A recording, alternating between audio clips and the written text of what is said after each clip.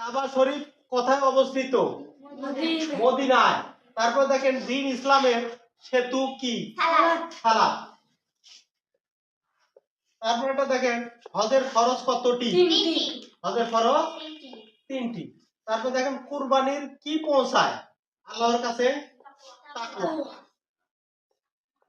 তারপরটা দেখেন সকল রাসূলের প্রতি বিশ্বাস করাকে কি বলে? ঈমানের অঙ্গ। ঈমানের অঙ্গ। ঈমানদারকে অবশ্যই বিশ্বাস করতে হবে প্রতিটা নবী রাসূলের কথা। আখলাক অর্থ কি? সদাচার। আখলাক অর্থ সদাচার। সদাচার। তারপরটা দেখেন দেশপ্রেম অর্থ কি?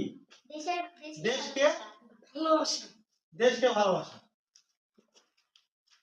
তারপরটা দেখেন